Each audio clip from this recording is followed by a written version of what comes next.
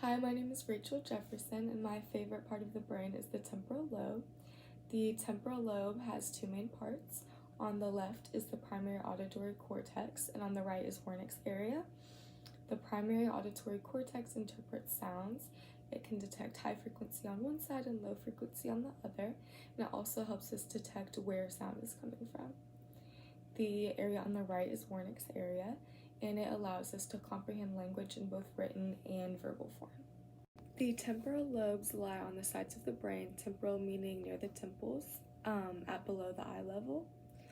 The temporal lobe has many functions, including holding memories, emotion and language comprehension, perception, and processing auditory information.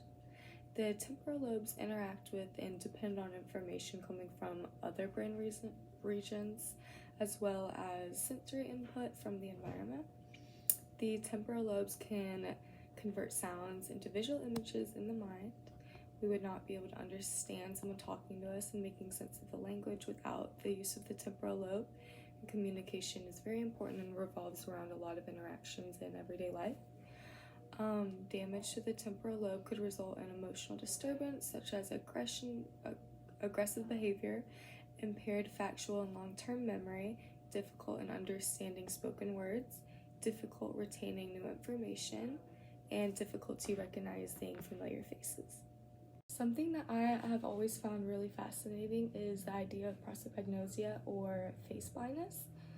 So some neurons in the temporal lobe respond to specific facial features, allowing them to recognize faces, familiar faces, but those who experience damage to the temporal lobe lose that ability. So the area that is devoted to this recognition is the fusiform iris, and only about 1% of the population have face blindness.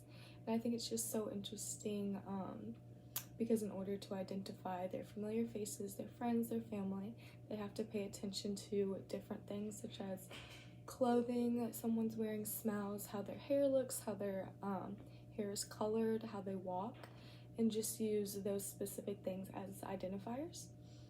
In this photo, we see a blurred photo of a person, and those who are able to recognize faces can most likely easily identify this person. That is a famous piece of art of Marilyn Monroe, and those with prosopagnosia would not be able to identify this using specific facial features that those who do not have this would. Another reason that the temporal lobe is my favorite brain part is because I tutor at a school, and I like to participate in the understanding and learning of students, which has involvement with the temporal lobe.